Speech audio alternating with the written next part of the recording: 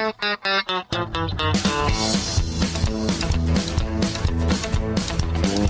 on in, sit right down. Keep your hands up and keep your chin down. Shut the door. Time to go with Randy Harris and Knockout Radio. Ladies and gentlemen, Knockout Radio with Randy Harris is about to start. So get ready for the best MMA talk, games, interviews, prizes, and surprises anywhere for Knockout Radio. I'm the voice, Ray Flores, and you can follow me on Twitter, twitter.com/Ray Flores MMA, or facebook.com/Ray Flores MMA. And now, here's Knockout Radio.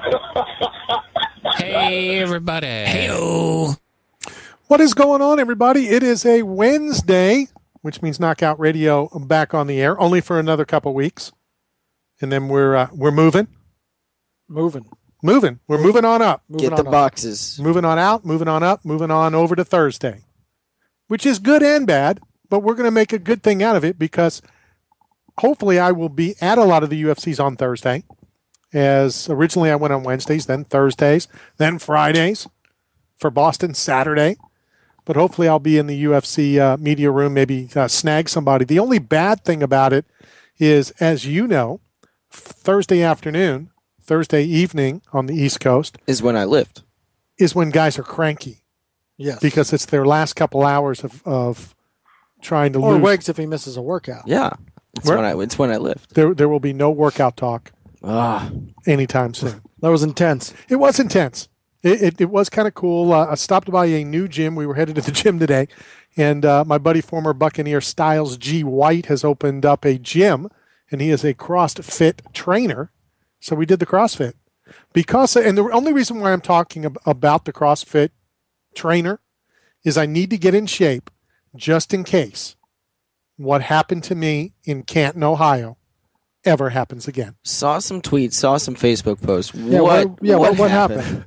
I hung around with the wrong group of people, I think. Apparently. Obviously. Or they hung around with the wrong person. Well, what, UFC in Rio? Yeah? Trouble seems to attract Randy Harris. It does. It finds you. It does, but it taught me some very valuable lessons. Keep your mouth shut. So continue the story. And I will get into the story, but I did keep my mouth shut. Tell the story. I'm going to tell the story. So we had Have you heard the story, Wegs? He will be the judge, jury, and executioner of. Okay, that's fine. His comment was he kept his mouth shut. Okay. Go ahead. I want you to be the judge. We will have the jury of callers if anybody wants to pick up the phone and give them give us their opinion on what went down. 855-483-6646. So it was pretty cool that the two winners that won the autographed meet and greet with Diamond Dallas Page and Sergeant Slaughter were cool enough to hang out and wait for us to get there. They got in and got out. They drove 2.5 hours, Grossman being one of them, who has been a supporter and a proponent. Is that the right word? Yeah. Of the program, and I was able to talk to him about a few things, and it was very, very cool. And like I told him, and like I told you guys, and like I've told Joe Marquis, we can disagree. We can agree to disagree. You can like some things and if not you like disagree, others. you're an idiot. I didn't say that. But you always say that. No, I might think it. No, you will say it. If someone disagrees with you, be like, really, you're an idiot. I don't recall doing that. Multiple times. With Joe. And with me. Well, but that's different. But still, you say because it. you are different. an idiot.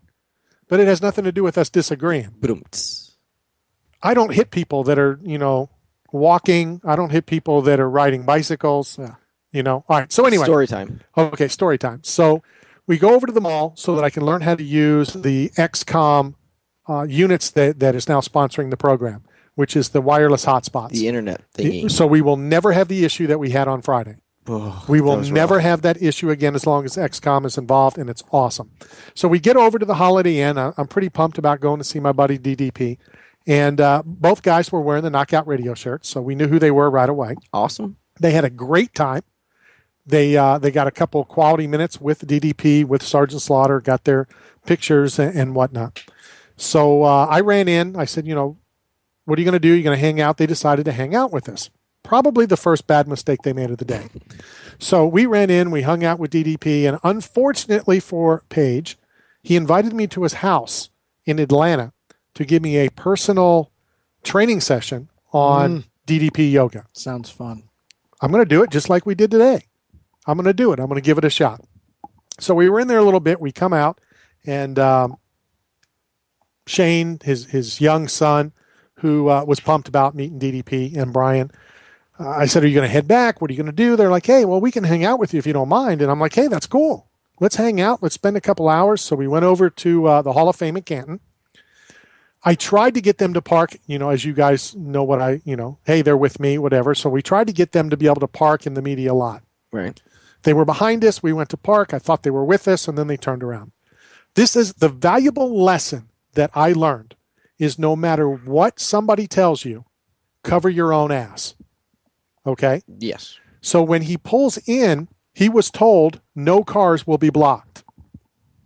Okay. Because people were parking on yards. This is the only thing that happens in Canton, kind of like what happens at football games. So we went over to the Hall of Fame. We goofed around a little bit. We took some pictures.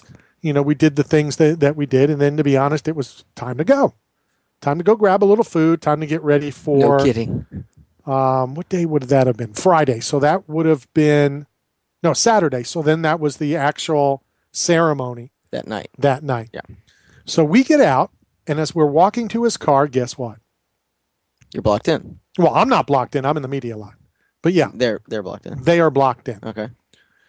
What are we going to do?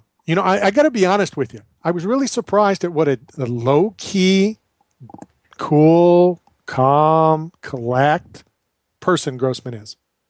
Okay? So I'm thinking to myself, if this was me, you all know what would be going down. Do you know who I am? I never said that. Why do you keep saying that? Just For the record, I wasn't even thinking that just now. Oh, my God. the record. You are an idiot.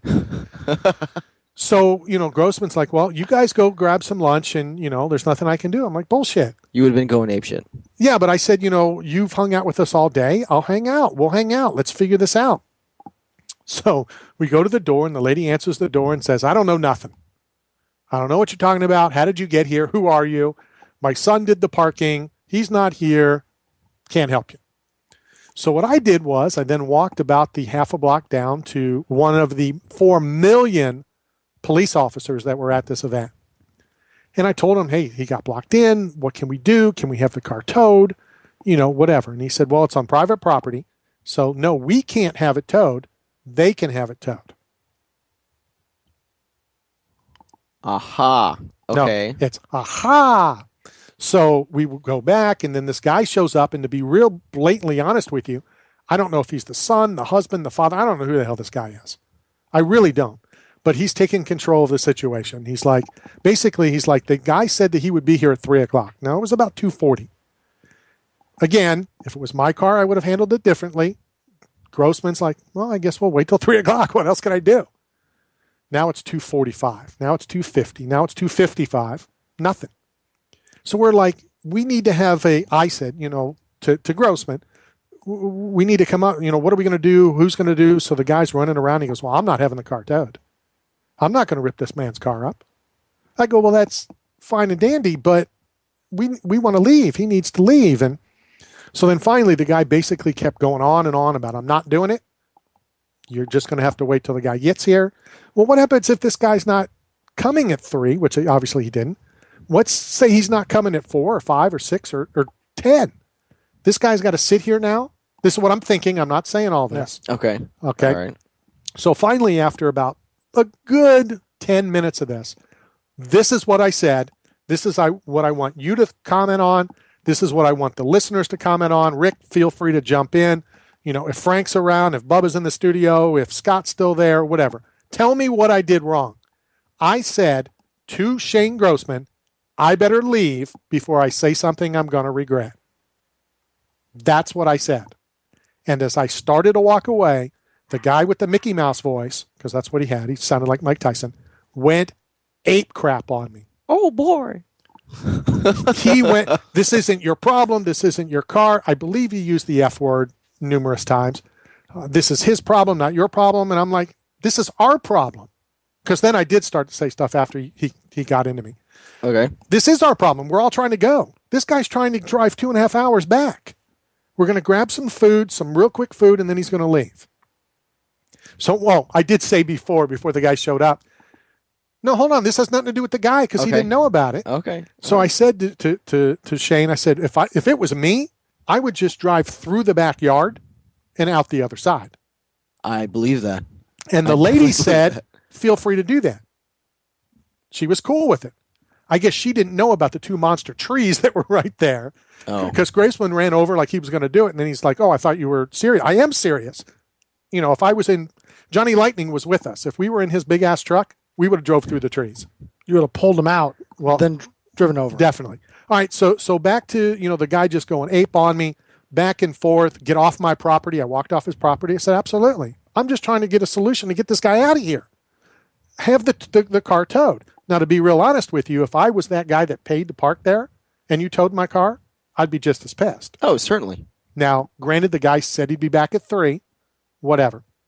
So this is going back and forth. He's pointing at me. He's going ape crap on me. I handled it all professionally. I handled it all perfectly. And then the guy said something to the effect of, and Grossman tweet, if I'm saying it differently, but he said something to the effect of he was going to go in his house and get a gun and fucking kill me. Okay? Wait, didn't you say there were 4 million cops there? Yes. And Yes. Were there any cops around you? Not in while that was all going on. The one cop that I'd already talked to was about a half a block down, and there was literally cops everywhere. And so then I don't remember what I said. I said something. He said something. I said, go in and get the gun. Shoot me. Right? He took 2 steps towards his house. I called the officer. I go, officer! 4 cops showed up in less than a half a second. Boom. Boom. They were all there. Now the guy's getting into it with the cop. And the cop's like, he can't tell me what to do. And the cop goes, you're right. He can't, but I can. You need to have this car towed. He goes, I'm not going to do it. And so this went back and forth and back and forth. And the cop said, you cannot keep this guy here. He paid. You illegally charged him to park here. He wants to leave. You have to get him out of here. So, we're going to go eat. We're going to go do whatever. And, it's going to be longer for them to take off. So what we said is, all right, you handle this to the guy, because now I can come back on the property. Now the guy shook my hand and apologized. And he better. I said, whatever. Shoot me.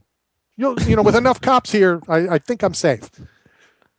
We left. We went to get something to eat. And when we came back, the car was still there. It was moved. I mean, he had a tow truck. They called a tow truck. They brought a tow truck out. They moved it about 6 inches. Of course, Johnny Lightning's like, give me a damn rope and I'll pull this sumbitch. We'll get it 6 inches. It. But it was interesting. The best part of the entire ordeal, the best part of the entire weekend, Grossman's son is very similar to me. Not impressed by anything, don't care about anything. Matter of fact, we even went, Johnny Lightning and I grabbed some food in Cleveland. Supposedly this fantastic place. I got a Reuben. They said, how was your Reuben? I said, it was okay. And she got all mad at me. Just okay? Yeah, it was just okay. It wasn't anything special. The best part of the entire day, the second best thing of the weekend, Warren Sapp getting his golden jacket was the coolest thing on Friday night. The second coolest thing is when Grossman's son came over and shook my hand and said, I now officially like you. I thought it was pretty cool. It's official. That's awesome. You gained another fan. Yeah, it was. I'll tell you what. So I'm going to send, up a T-shirt for him and the whole 9 yards. But it was insane. And again, all I said was, and again, you're the judge. We need some jury. I know Corey's on the line. We're going to get to him in 1 second. Did I do anything? Did I say anything wrong when I said to Grossman, I better leave before I say something I'm going to regret? Personally, I probably would have said something similar. Right. Honestly. But I'm sure you said it loud enough so that guy could hear you. I didn't say it loud enough for him to hear it. I might have said it loud enough. I didn't say it to him. I'm not even sure I said it to Grossman. And how did this situation escalate? Go get your gun. No. Shoot me. No. It escalated when he said he was going to get his gun and shoot me. And you put fuel on the fire with go get it. Go get it. Because now I'm sending you to jail. You don't say anything. You said, I'm not going to say anything. and then you said something. The guy didn't need to go that route in the first place. He didn't need to say anything. All right. Turn your mic off. You're still the judge. No, you can have your opinion. I believe Corey has a similar situation, but hopefully he's going to semi-agree with me. Corey, how are you? Hey, guys. I'm great. How are you guys tonight? Not too bad. Not a whole lot of MMA yet, but it's a cool story. We're getting there. That's right. Quick background on me, just real quick. It's kind of odd. I'm not even a real big MMA guy, boxing, fighting, anything. I just happened to pick you guys up because you're on, Bubba's channels and all the shows I listened to before, and I love the show, man. I really enjoy it. So it's kind of weird how you got me as a listener, but I'm here. So what I was going to tell you guys real quick, a similar story happened in Orlando. We went to Monster Jam one year. I don't know if you guys have ever been to Orlando to Monster Jam or. Sure, I have. Yeah, it's not a real good place where you park down there. So we paid $20 to park in a locked parking lot so our stuff would be safe, and we're told that someone would be there all night with a key to let you enter out anytime you wanted to leave. So halfway through, it starts raining. We decide we're done. We walk back. There's no one around. The gate's locked. And besides that, there's about 6 vehicles parked on the outside of the gate blocking access, people who just pulled up and parked there on their own after the people quit taking the money. Right. So we finally find someone to open the gate. We get that part out of the way, but we still have a vehicle in the way, and we can't move it. Well, more and more people start to show up because it's raining and they want to leave. And before I know it, this is the honest God's truth, it's not the right thing to do, but it's what happened. And I'm sure you can understand somewhat for that feeling of being trapped in, nowhere to go. Your patience really just run out at some point. Uh-huh. What we had enough people. We picked up the back end of an F-150, a Ford F-150, and rolled it out into the street and made an opening, and everybody got in their vehicles and left. I love it. Yep, and it's kind of weird. A couple we met that night, this was 15 years ago, a couple we met that night who were blocked in with us, me and my wife still stay in contact with and are great friends with them, all from meeting over that deal. So That's awesome, and it's funny because we talked about trying to pick them, well, we would have if we had enough people. That was what we were up against. We didn't have enough people. We tried and tried, and eventually more and more people started showing up wanting to get out, and they were on board with it. They were like, hey, yeah, let's pick it up. We picked it up, rolled it out in the street, and everybody left. That's now, fantastic. It is a great story, but like I said with the other guy, I would be a little upset as well on the flip side if I paid to park there and the guy said, here's where you park. I take it out on the guy, Absolutely. not necessarily, the vehicle owner. Yeah, I would not be happy in either scenario, but at the time, all we were thinking is, hey, it's raining, we paid our money, we want out of here. So not the best decision, but it's what we did to take care of it at the time. Right now, you're out of the stadium, so you can't go back even though you're stuck there. Oh, yeah, we were done. We were out of there. Anyway, I'm going to run. Love the show, guys. See you. Appreciate it, Corey. Thanks, Corey. Thanks a lot. If you want to grab Corey's line or any of the lines. 855-483-6646. So you took over. I wasn't sure if I was still doing it. I gave it all to you. I appreciate it. So that was the situation on Friday, and it was just insane, or Saturday, I'm sorry. It was just insane, and just the way he handled it. Not that, what do you want him to do? I want you to tow the car. And the best scenario by the cop was move the car so the guy can leave and then put it back. Do whatever you need to do. But when we came back from meeting, that car was still there. Man. So that's my Friday or Saturday or Sunday story. Crazy. From Canton, Ohio. We do still have the Rolling Stones shirt package to give away, so we're going to do that. We have plenty of... Corey, do me a favor. Call back, leave your address, because we are giving away the post-share sell packages.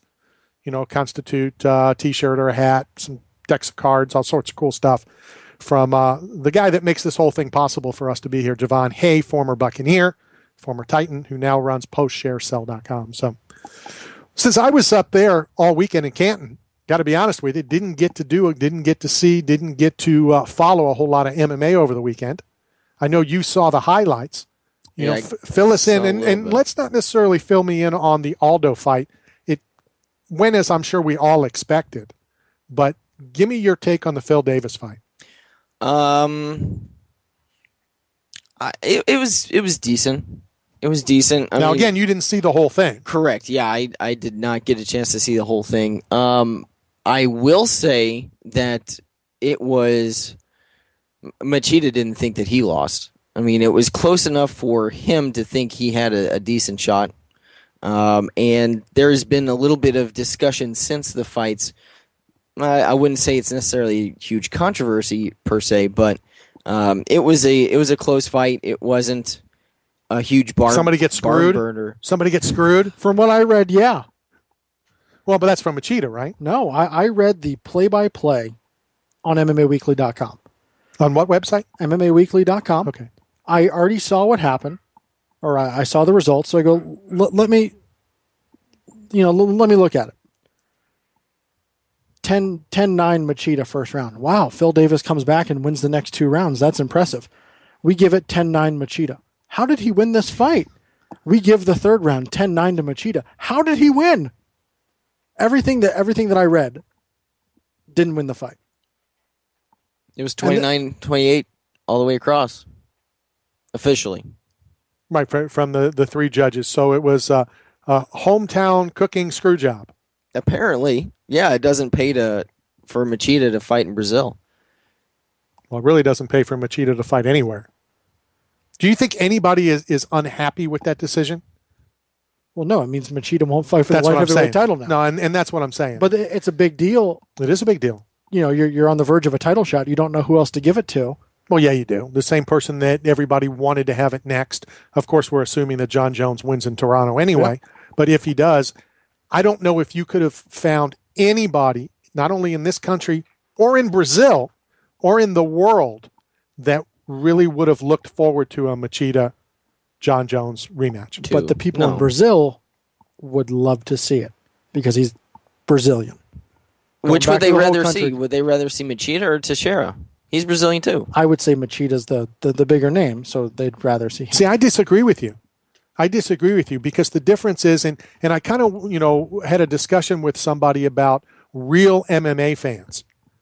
Somebody tweeted to Chiesa about what happened in Seattle and that real MMA fans would understand. And I kind of said, I disagree. Real MMA fans would not understand.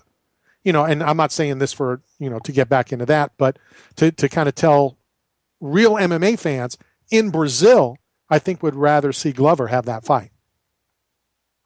Would you rather have a fight that, you think has a legitimate shot or somebody that has no shot? You're giving Glover a legitimate shot. He hasn't had a test yet. But I'm giving him more of a shot than a guy that we've already seen fight, lose, and look like a rag doll. I don't think you can ever count out Machida just because of his style. But we know how that fight goes. We've already seen that fight. You've seen it one time, but it doesn't mean it's going to go the same way the second time. And I don't want to see it a second time. But let's jump back. I guess the story's getting a little action. Derek wants to comment on the story. DC. You know what, Randy? You have a great way of getting into these predicaments that never your fault. It's the best thing in the world.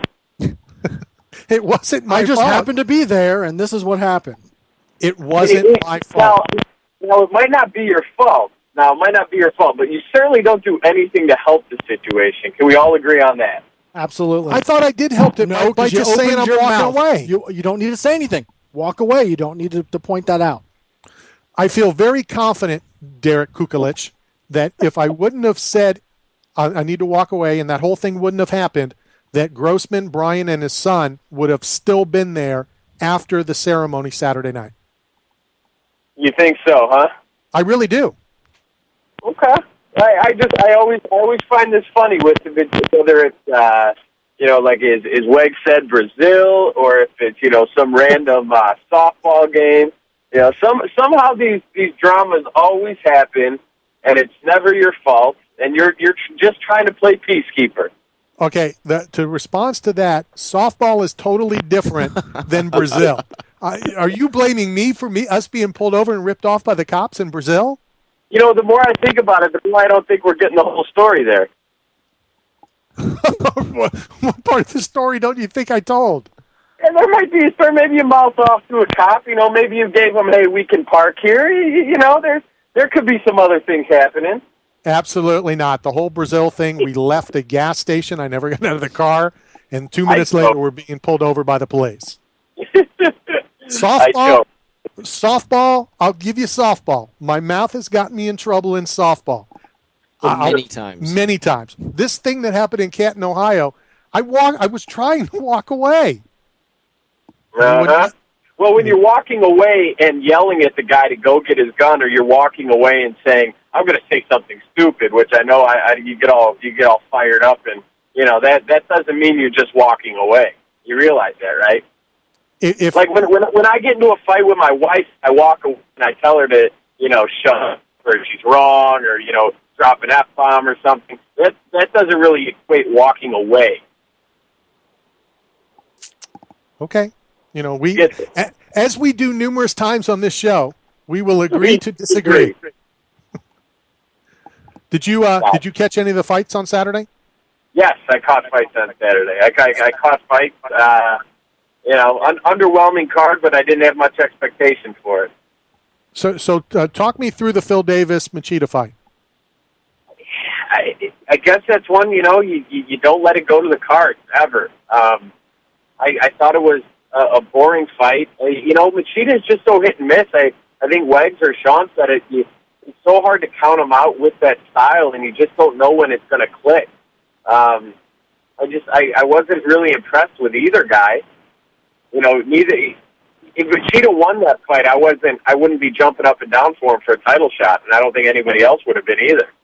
Well, and that's why I said, I don't wish, a loss upon anyone, but I'm certainly not upset that Machida lost so that he doesn't get the next title shot. Yeah, and the way he's carried himself, it always seems like he just assumes that he should be the next guy to get the title shot, and guys get in these situations where if you think you're the guy, then Phil Davis shouldn't be a problem. That shouldn't go to the card. That should be, if you're judging by the rankings, that's what Machida's the next guy in line, and Phil Davis I think was sitting at like 7th. Right. I mean, Phil that Davis should be was 7th. Yeah. Right. Yeah, that should be a showcase fight for Machida. Make a statement where UFC doesn't have any choice but to put you in. These things sort themselves out. They have a funny way of doing that, and I think this did the same thing, that Machida's not the next guy in line. Well, and after this loss, are you surprised he only dropped down to 2nd? Because now Gustafsson's 1st, number 1 contender, Machida's 2nd, and now Davis is 4th, I believe. Where's Glover? He's 3rd. I would have moved Glover ahead of him. Yeah, I think, a rare thing where I agree with you, Randy. Wow. It is going to snow here in Tampa Bay.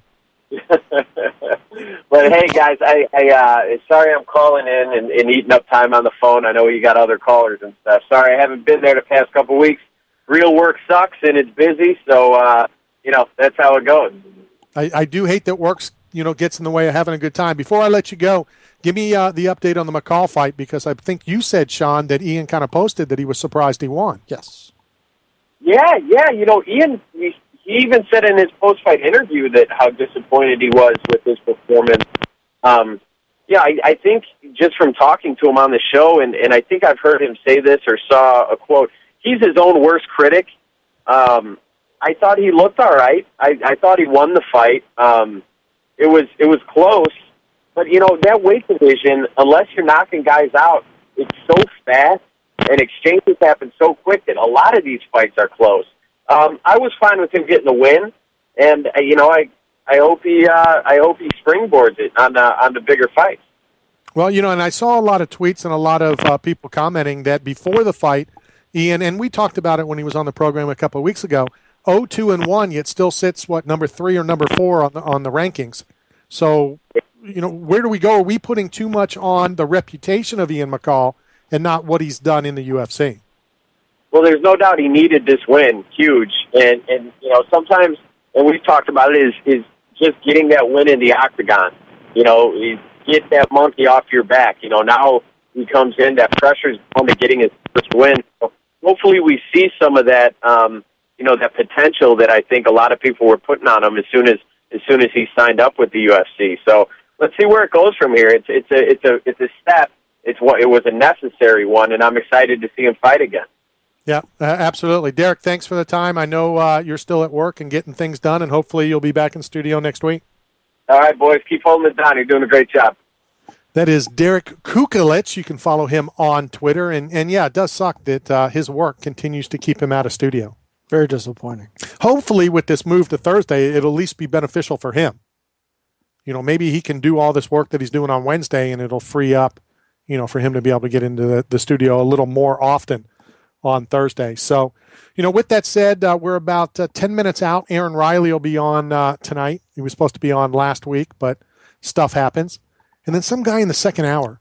I'm not really quite sure, what his deal is. Has his name come up recently? Yeah. Really? Tito Ortiz will be on about 7:30. We'll talk about the Bellator move, what's going on, with all of that. So Pay-per-view. I'm almost afraid to go to this next call, only because I'm hoping he doesn't throw me under the bus or underneath the tow truck. So let's go to who was there, whose car was being blocked. Yes. Shane Grossman. Grossman, how are you, buddy? What's up, Randy? Appreciate the time. What's up? Hey, your story's spot on, brother. It went exactly the way you said, and I probably would have still been there at 11 o'clock at night if you wouldn't have raised a little hell, and unintentionally raised hell. And like I said to Derek, I believe that because I know when we came back, the car was still there.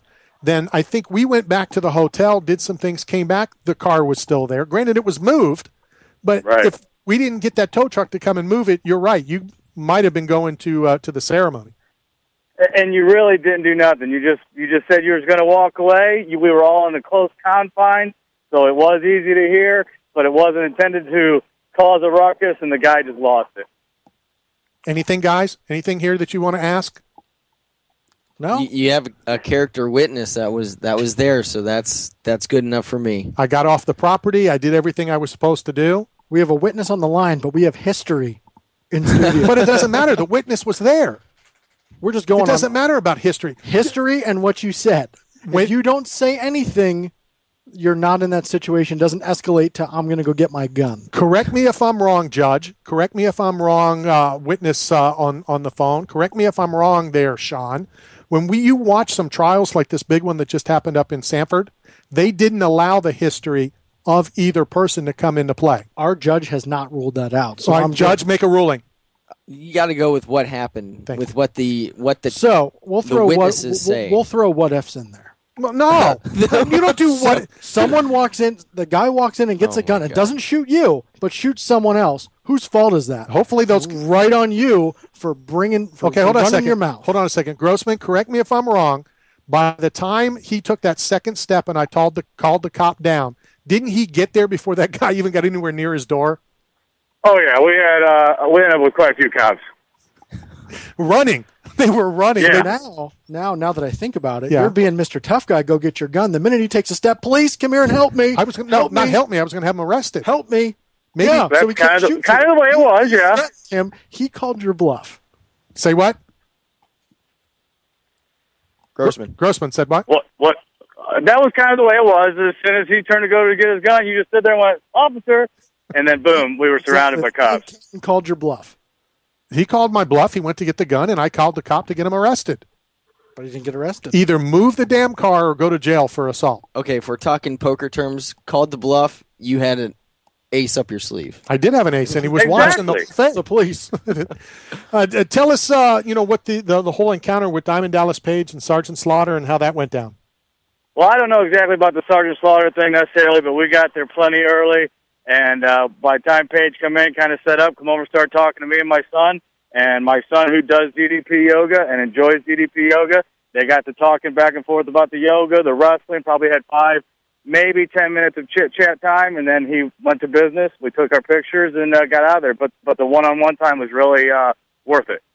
It definitely was cool from the story you told me, and then I talked to Paige in the back about it, and he's like that with everybody. I've had the opportunity to meet him and run across him a couple times, and it definitely is cool, when somebody that you're coming to meet like that does give you the extra added time. So I'm really happy for you and your son, and Brian for that matter, that came down and have a pretty good time, and the free show there in the parking lot.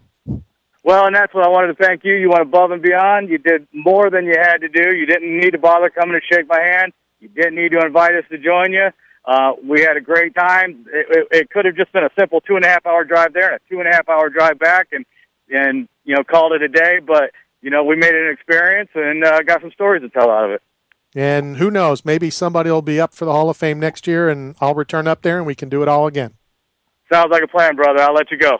All right, man. Thanks a lot. Yeah, it was very cool. Grossman and Brian both drove in over 2.5 hours, a drive each way. And we definitely did have a pretty good time. So that's the story on Saturday. That's the story on the entire weekend up there in Canton. Now let's what, do you have a question? No, not at all. Any interest World Series of Fighting this Saturday? Ray Sefo gets back in action. Wow.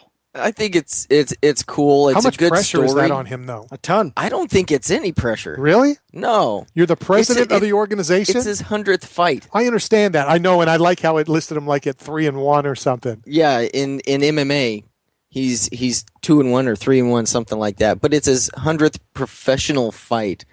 He's done this plenty of times before. Granted, it's been a while, but he's done this plenty of times before. This is old hat. But still, no pressure in your opinion. The president of the organization fighting on the card. I think there's pressure at all. more pressure on Dave Huckabee, his opponent. See, I don't think so. I think he's got nothing to lose. Everything to gain and nothing to lose. He's going to go beat up on his boss? Yeah. And get paid for it. I think he will feel more pressure. Obviously, Ray is going in there knowing what the deal is. I think the crowd will be on his side, too. On Ray's? Yeah. Oh, yeah. No, the crowd will be on Ray's side. Well, I mean, I think there's going to be Huckabee's going to feel more pressure. There isn't any pressure on anybody. I don't know. I'm not going to lie. I don't really take this fight seriously. I think it's a good story behind it, but it'll be fun to watch, and it's going to be handshakes and hugs afterward, and regardless of the outcome. And no, I agree with all that.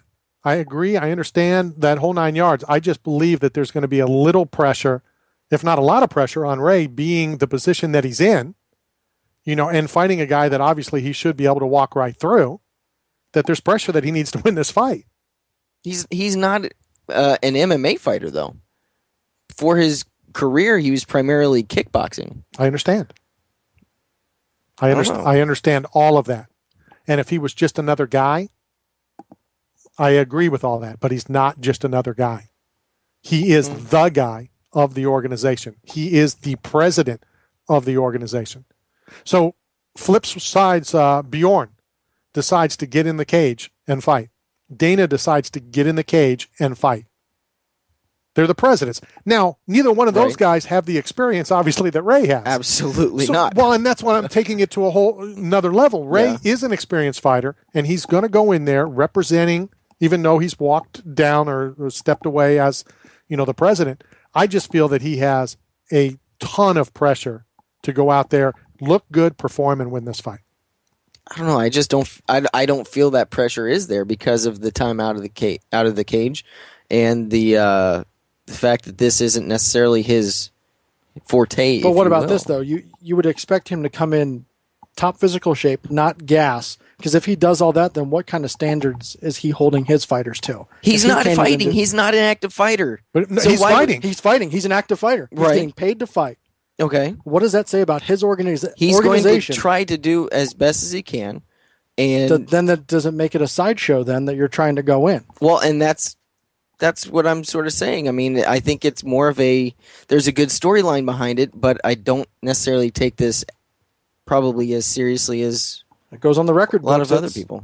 Well, but it doesn't matter how serious you take it or we take it. Hopefully Ray's taking it seriously. Yeah, it matters to him. I mean, and I agree with you, But Sean. what does that say about his fighters then? If he could care less about going in, shows up out, say he doesn't make weight. I don't think anything. I'm just saying that these are all the things.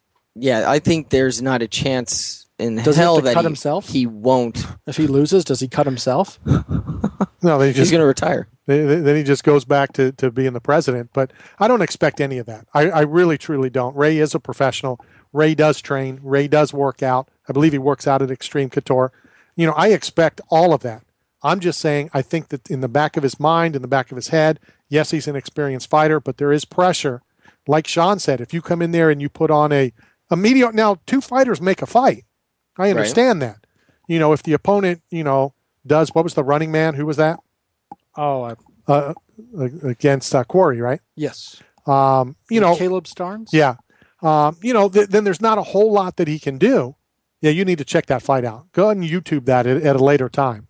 It got so bad that he basically did the Running Man kind of thing as he was chasing the guy around the cage. Wow. I've never seen anybody run like that. But the comment that Sean just made, the fact that, how do you stay on your fighters to do certain things, to come in, to, bring the fight, do, if you don't do. Ray, I expect Ray to do that. I think he would. I agree with you. I think he's going to make weight. I think he's going to take this seriously. I just don't think that as a fan, I would be taking it all that seriously. I'm not expecting too much from this fight. If they go in there and they stand toe to toe and it's a barn burner, sweet. That's a bonus. But I'm not necessarily expecting too much from him. I'm not setting that bar too high. He's 42 years old and hasn't fought in how long? Not saying that I expect anything. All I'm saying is I believe there's a great deal of pressure under the president of the organization, as experienced as he is, to getting back in the cage and fighting. I would expect there would be a great deal of pressure for him to look good and win the fight. Fair point. All right. Anything else on that card at all interest you? Tyson Griffin on the card? Nick Newell on the card? Have they found an opponent for Nick Newell yet? He's got an advantage. Right now he does. I don't know. That TBA dude is a badass. That guy fights so many times. He's probably undefeated. Yeah, he is undefeated. He probably has thousands of fights under his belt. But last I checked, at least when I went to the website, it didn't have an opponent. It had TBA. For Nick Newell. He is fighting Keon the Black Assassin Caldwell. Give me info. Anything you got on him? On the 10th. I have him in the notes. I'm getting stats now. Be curious, a little bit about him. Maybe if you can do that. Tyson Griffin on the card. Sponge on the card. Somebody who's not on the card is on the phone with us right now. Mr. Aaron Riley. Aaron, how are you? Hey, doing well, man. How are you?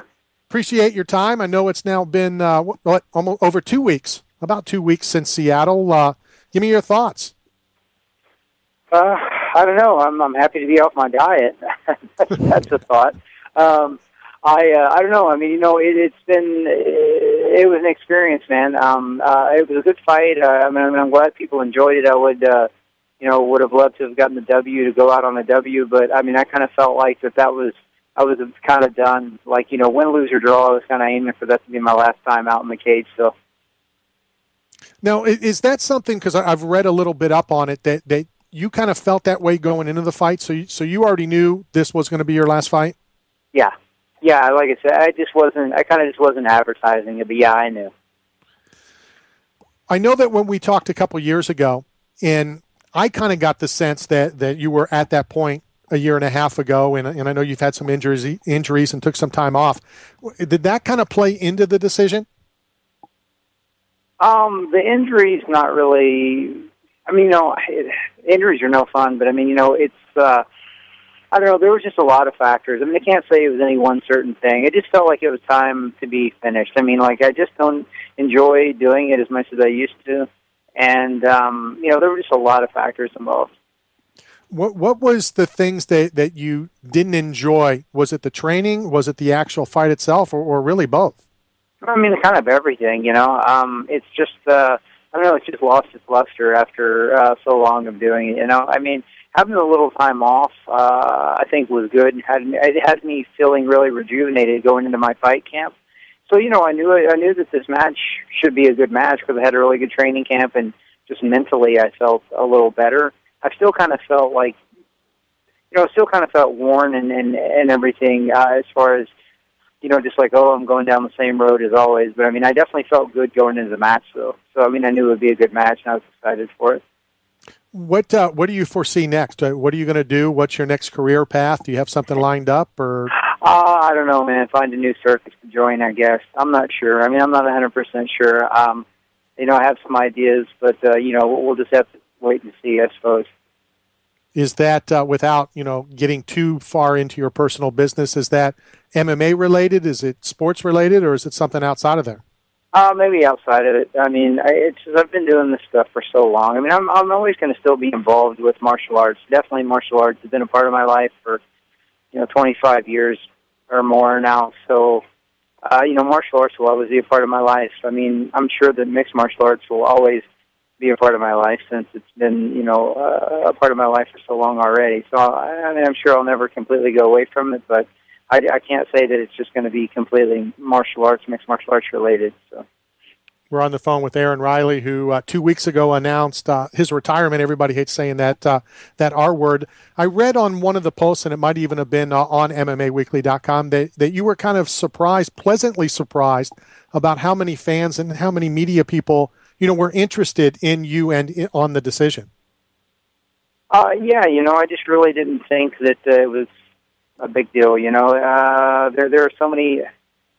I started so long ago that I think a lot of the new fans don't know me as well. And then I don't know, man. I just really don't feel like I've had I never felt like I had really great showings in UFC. I mean, I've had some okay fights in UFC, but just nothing where I think I really captured people's imagination. Well, the Robbie Lawler fight was a great fight. That's one I'm happy with and proud of.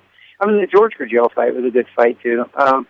But the Lawler fight happened before. Yeah, that was pretty tough. You know what I mean? So that was a long time ago. Nobody really knew what was going on, or they weren't really following it.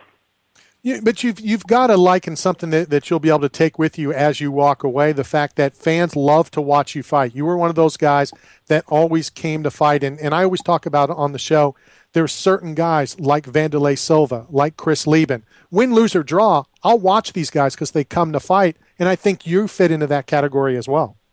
Well, thank you. I appreciate it. I mean, I've always tried to be entertaining. Well, I mean, I never really, went out of my way to be entertaining. I just always came to fight hard, and luckily, all the fans were supportive and appreciative, or at least, it seemed that they were. So, friends, family, and any of their thoughts or comments? What did they all say to you?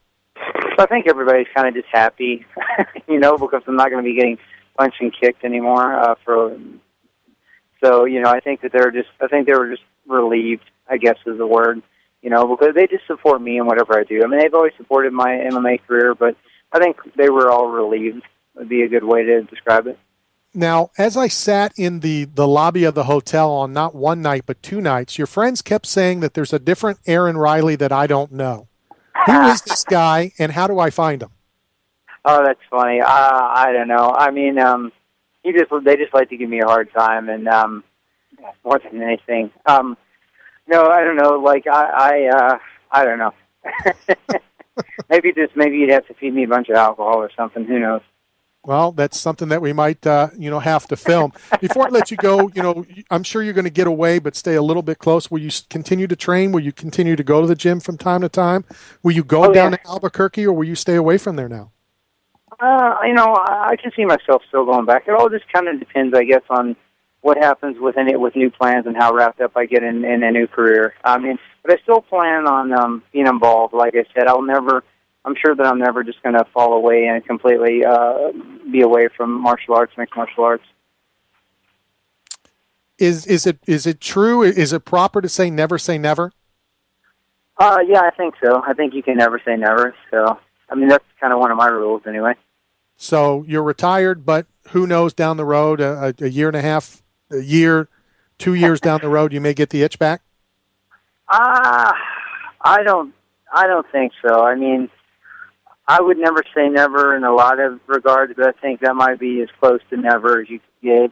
I mean, I don't know, I'm just not, and also, too, I just don't want to be one of those guys that, retires and then comes back, 3 or 5 more times. I mean, I think that when you say that you're done, you need to be done, but, I mean, that's the way I see it. So I don't feel that I'll make a comeback. But, I mean, like I said, you can never say never. So, Before I let you go, another thing kind of came to me, you talking about the retirement itself and, being a guy that's never been in a street fight, being a guy that's never, been in a professional fight, knowing that was your last fight, is that something in the back of your mind as you're fighting? Not saying that you didn't, give your all or maybe gave too much, or could it be either way, knowing this is it? I think it motivated me to do more because, I mean, I don't know if I did suffer some injury in that fight, And I kind know. of, pardon? I said, yeah, I know about the injuries. Yeah, so I kind of, that was the thing that really motivated me to kind of like work through some of that and everything. Because, I felt broken bones in my face in like the beginning of the second round, but it was just like, this is no way for me to stop my career. It would be like, just giving up from the stool or from the corner. It's like, there's like, the hell with that. I'm going out and fighting hard. I'm not. So, there's a motivator to knowing it was my last time out to really go out and really just try to give a good performance. Interesting. So, I think that you could see that in the third round. And, I tried to, I was trying to be in there the whole time. I kind of came back with, a good kick and was trying to put some pressure on him after that. But yeah, I just think it was a motivator for me in the fight. The outcome obviously didn't go your way. Did you think it was going to go your way, or did you kind of expect this? I didn't know. You never kind of know with judges. I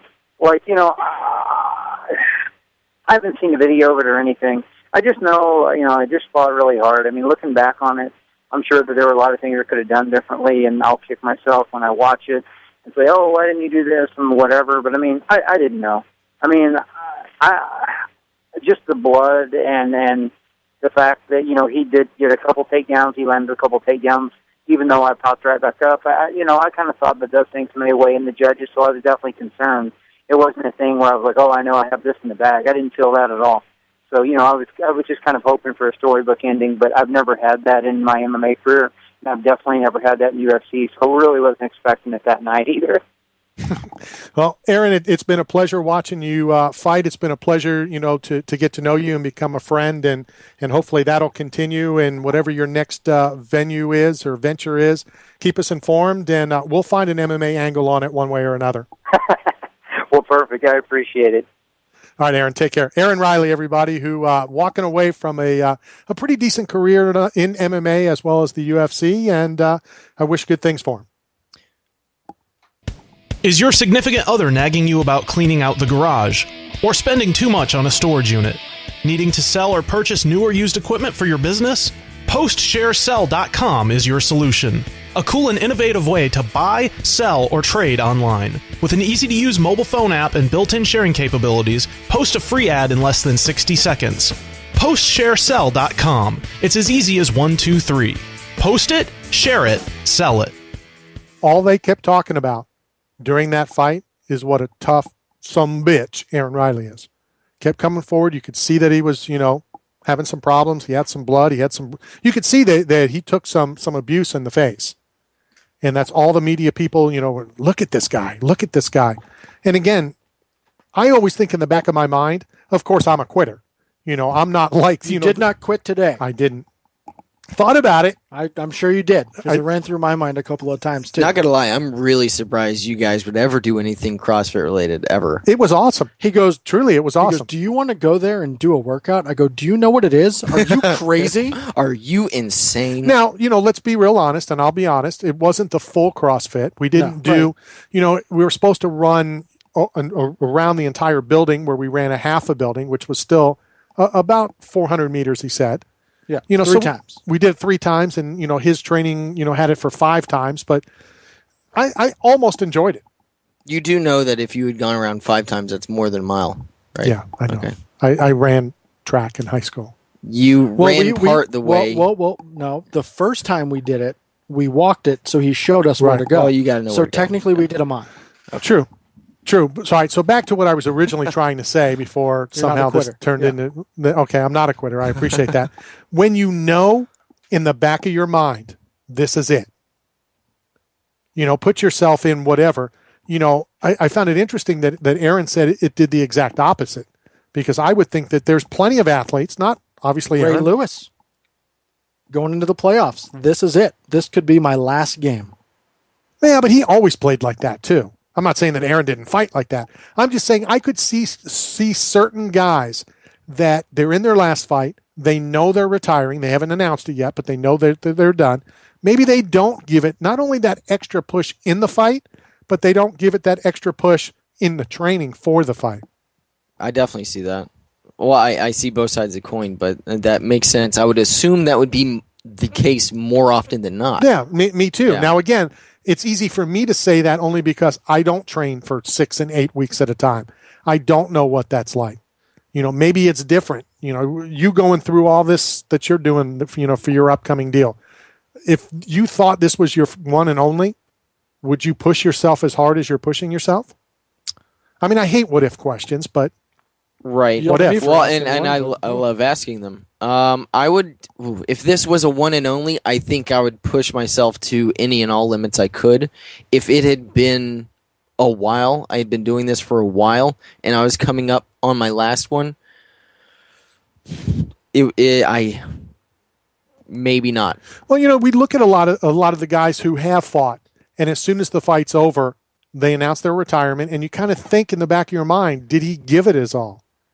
And no names. Depending on how the the fight outcome went, was. Well, I mean, again, and I don't remember names. I don't even remember what fights they were, but there have been some guys where you kind of question. Sure. Did they check out? 6 Beforehand. weeks ago. Did they check out before? And again, nothing seems to come to mind. But speaking of retired and now non-retired, at the bottom of the hour, it's the return of Tito Ortiz to this program. Tito.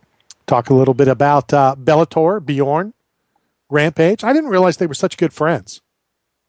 Because that's all they're talking about. How they've been so chummy over the last couple years. Well, not even the last couple years, a while. Because Rampage was still out fighting with Pride, and he would train over in California. So, God, Pride, how long ago was that? A while. And I guess sort of like it seems like a big brother, little brother type rivalry between them. Tito being the older brother, considering he was already the 205 champ in the UFC.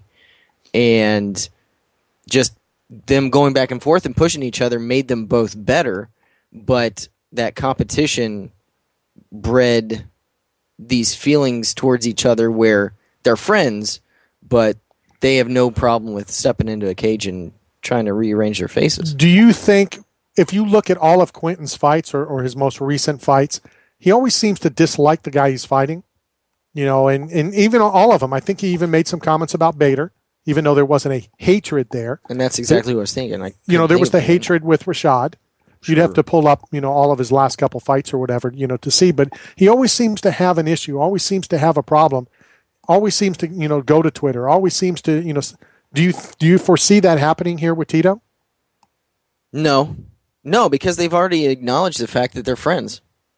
So I don't think we're going to hear any trash talk or anything, any attempt to get into the the guy's head. Sell the fight. Yeah, you have to pay for it. Because I think there's going to to be some trash talk back and forth. Well, they are both showmen. They both are, I would say, fairly gifted with gab. But I don't know. With the fact that so much has been brought up about them being friends now, takes away from any trash talk that would happen. Everybody would say, oh, well, they're just doing this because they're trying to hype the fight. They're actually just friends. Good point. Again, if you do it now, I'm sure people will come up with that, and say kind of that thing where you're doing it. Interesting. Maybe they shouldn't have admitted that.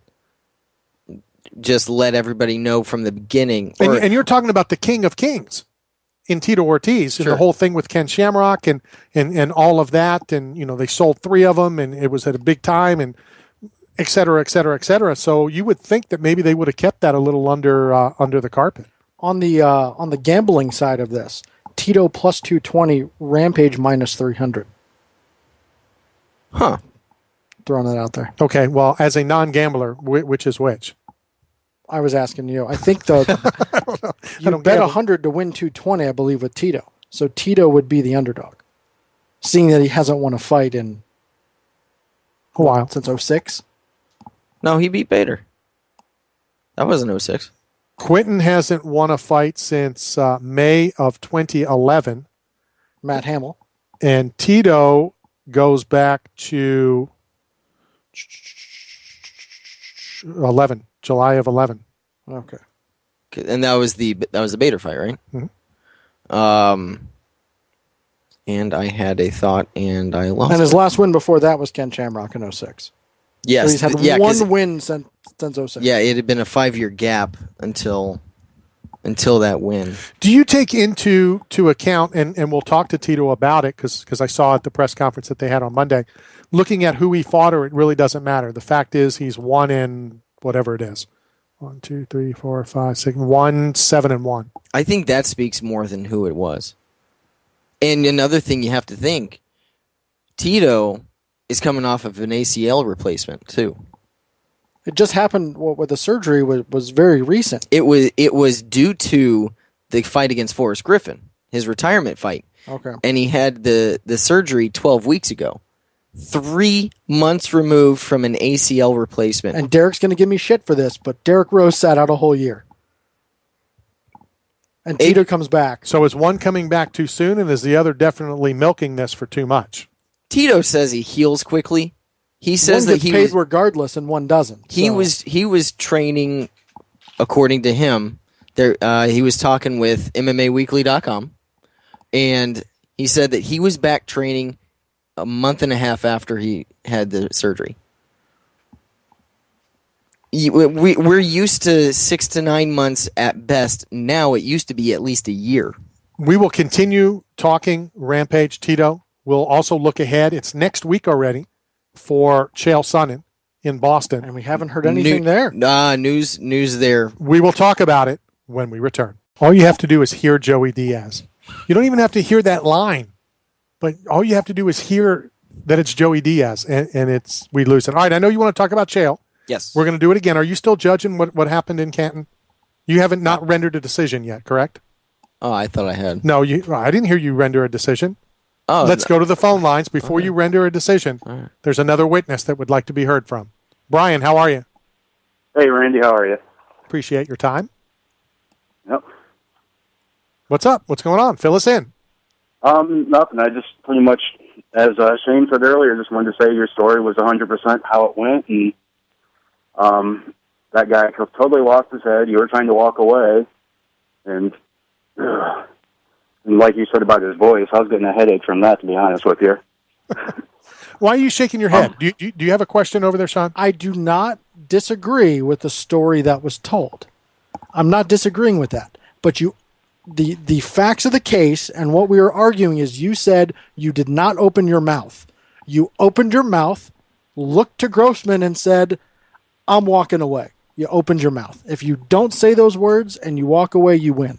But in that right there, you opened your mouth and said words. Before we go back to the witness on the stand who would like to talk, I'm sure, Judge, the fact is I didn't say anything derogatory. But that wasn't brought up at the beginning, and that's not what the case is based on. The case is based on you not opening your mouth. No, the case is Words based came on out of your mouth, you opened it. It's cut and dry. It's right there. The case is based on whether I was right or wrong. That's not what we said. Who died? That's what you said at the Judge. beginning. If you rewind the tape, you said I did not open my mouth, and an issue happened. The only reason he went berserk is because you opened your mouth. And I let my friends know that I was walking away. There's no reason they would see that if you're walking away. Dude, I'm walking away. I think everyone's intelligent enough to see you walking away. I'm not sure everybody walking knew away. that. And like I said, they would still be in that parking lot. Did you have to go to work this week, Brian? Hush. Did you have to go to work this week? Yeah. All right. What would have happened if that car was still blocked in and you didn't get home in time? Shane and I might still be sitting in Canton right now, for all we know. And that would suck, but that is not the argument that is going on. The argument that's going on is, did he open his mouth? And the answer is yes. Judge, do you have any questions? Do you have any questions for this witness? It has nothing to do with the story. Sure it does. You said on the stand you opened your mouth. And that's what it all comes back. I said, did you open your mouth? I said that I didn't do anything to deserve a death threat. That's not what you said at the beginning. Did Brian, you open your Brian, mouth? I have a question for you. Do you feel that the reaction from Homeboy at the house was, I guess, overblown considering what was said by Randy? Oh, yeah. He just went completely nuts. He started getting in his face, yelling at him. The funniest thing, I thought, he kept telling him to get off his property, and half the time he was saying it, Randy was already halfway in the street, so technically he wasn't on his property, and he kept coming after him and yelling. So the statement did not warrant the reaction? No. But that has nothing to do with him opening his mouth. That has everything to do with it. Thank you, Judge. At the beginning, it stated. You stated we're changing the. You can't change mid-case. It changed mid-case in Stanford. They added stuff to it, but you're still guilty of opening your mouth, and that's what it said at the beginning. That's what you said at the beginning. I did not open my mouth until you turned and opened your mouth to somebody, and then you did it again with "Go get your gun." Oh no! Once I got off the property, escalated the situation to getting a gun. And it has nothing to do with. He said he was going to get the gun, and you said go do it. You just keep your mouth shut. No. I never said that I didn't respond to his comments. The other guy was the one that escalated it. But what we're saying and what was brought up at the beginning was I did not open my mouth. But that's not what's on trial. Yes, it is. No. You said you did not open your mouth. No, that's not what's on trial. Nothing. That is not true. What's on trial is was I right? Was I wrong? Did I cause any of this? You opened your mouth. Brian, did I cause this? No. Judge, you said you were walking away. Maybe he could have just said something smart alecky back, but he just got in your face and started shouting. And I kind of wish that the neighbors were listeners and could call in because I walked over there. Johnny Lightning was over there, and they were on our side, and they don't even know us. So, yes, when I made the original comment, Sean. Yes. I was on the property. That you were asked to get off of? No. That's how you explain the story. No, it's not. I didn't explain it that way. Did I explain it that way? That he was asked to leave the property. And I got right off the property. Then? No, incorrect. Then you said I was on the property. He's flip-flopping. No, I'm not flip-flopping at all. I never said that. The way I understood it was you were told to get off the property, and that is when you said... No. And then that's when you left the property. Thank you, Judge. Then let me re-emphasize what happened. I was standing there with Grossman and his son and the owner of the house. Where were you standing? On the property where the car was parked. Okay. With Grossman, with his son, I believe, was there with us, and that owner with the Mickey Mouse voice. After he was saying the things that he was saying, I hadn't made a comment, and he kept saying, well, there's nothing I can do. I'm not going to tow the man's car, blah, blah, blah, blah, blah. That's when I said, I better leave before I say something I'm going to regret, and started to walk off his property. That's when he went ballistic. What was the tone of this? Just the exact same way. I better leave. I didn't yell it. I didn't scream it. I didn't turn to the guy. Was it very sarcastic? No, not at all. Like you normally do? Not at all. Brian, was it? No. It's as cool-headed as you sound right now. I'm going to get out of here before, or I'm going to go away before I say something I'm going to regret. That's all I said. Mickey started yelling at you. And I started to walk off the property. I didn't turn to him. I didn't turn to the lady that was in the house. I don't even think I turned to Shane. I think I just said, I better leave before I say something I'm going to regret. Because I was starting to get mad, and it wasn't even my car. That's when he jumped all over me. That's when he told me to get off his property. I said, absolutely, no problem. I walked off his property and then listened to him continue to scream and holler at me, then say he was going to go get the gun. That's when I said, then go ahead and shoot me. Anything else for this character witness there, Judge? I think the story's great, but the argument, the I case did not from the beginning. I'm ready for a ruling, personally. You're ready for a ruling. Brian, anything else, buddy? No, I just wanted to, as Shane said earlier, thank you for the ticket Saturday. We were planning to get there, get back. We thought we'd stay and say thank you, and you took us out, and we hung out for most of the day, so thank you. I'm glad you guys had a good time. I'm glad you came up. I enjoyed it as well, and hopefully we'll do it again. Sounds good. All right, thanks, Brian. All right, Judge. No, before the ruling. Hold on a second. No, it's up to the judge. I have a question. Well, it doesn't mean the judge has to accept your question. I'll allow it. Okay. What are you basing? What is this case about now? What did I deserve? What happened? Now, if I can prove to you that's not what he said at the beginning, does that change? So we would have to wait until we get. No, it doesn't change it because you lied. You lied on the stand. First of all, I believe that was my opening statement, which I don't recall. It was from the beginning. I didn't open my mouth. I don't think I have no. I didn't know I said that because wrong. You did nothing wrong. That's what the whole thing is. I know I said but that. You opened your mouth. I did open my mouth. I did say that as I walked off. You escalated the situation by opening your mouth. I think we have to define what opening your mouth is in this case. In this case, to me, opening your mouth is saying something that would be intended to piss somebody off to get a reaction like that. Which he did. I did. Which, based on character witness, I'll go ahead and render a ruling now. I side with the defendant. Unbelievable. No, because It's the state of Florida. Because Brian said specifically that he did not say it in a tone that What? Go would.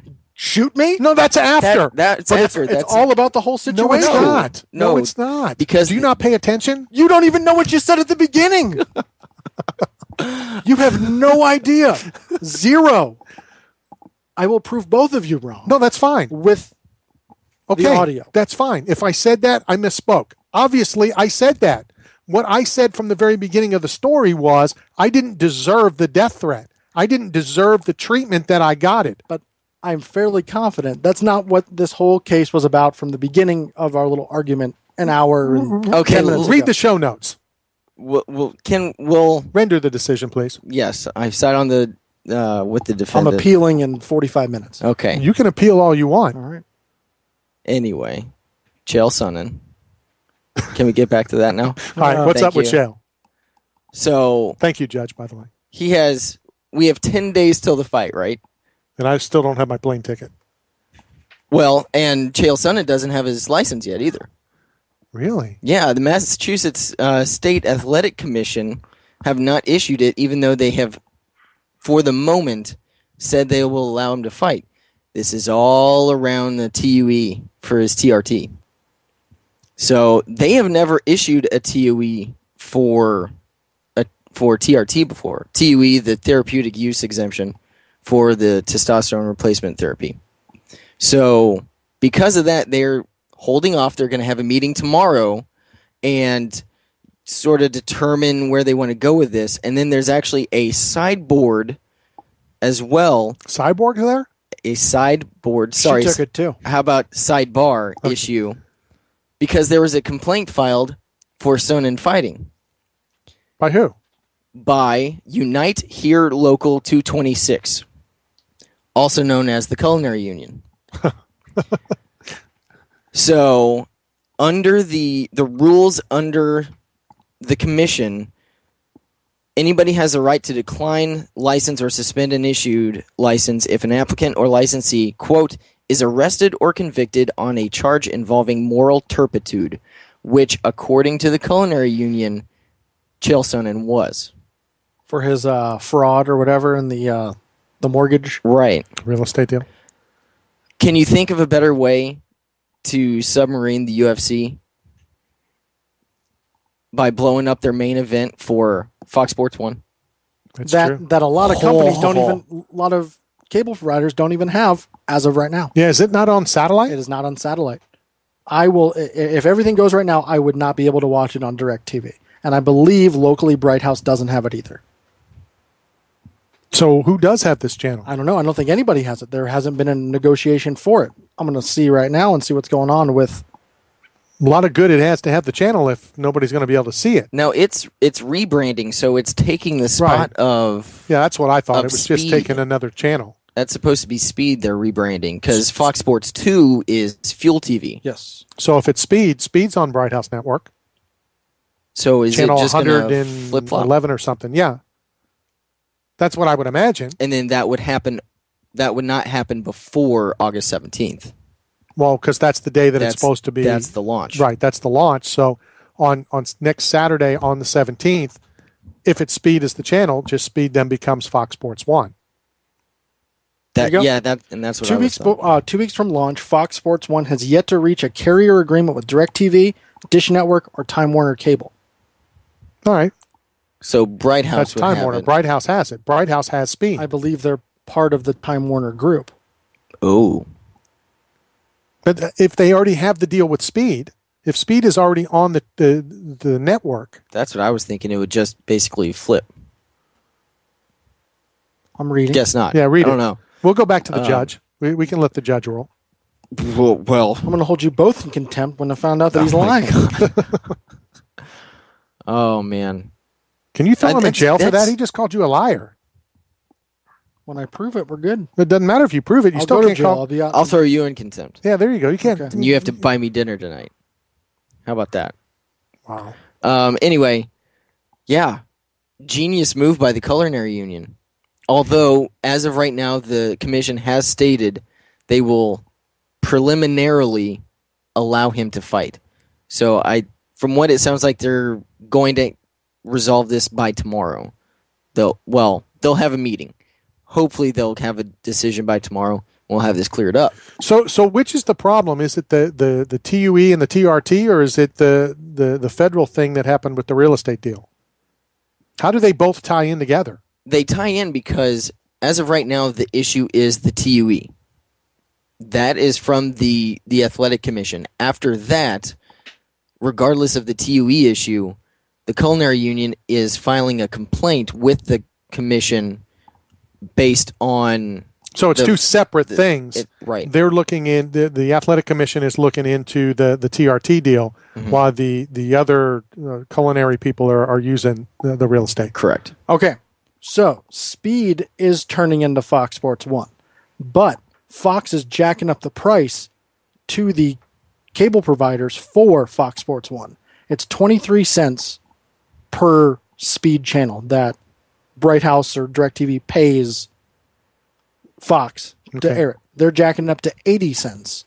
So they have to come up with a new agreement. Fox Sports 2 is not changing its deal.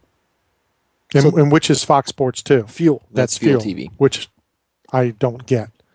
Now, Rick is saying the blackouts only apply in certain markets like New York and LA right now. Those are pretty significant markets.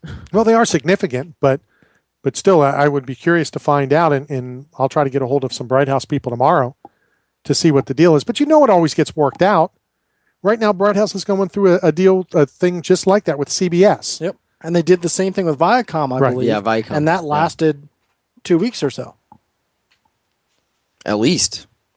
Here are the numbers. Fox Sports 2 or Fuel is seen in about 23 million homes, 36 million homes, while Speed is seen in 85 million homes across the country. Man. And that's all from July numbers.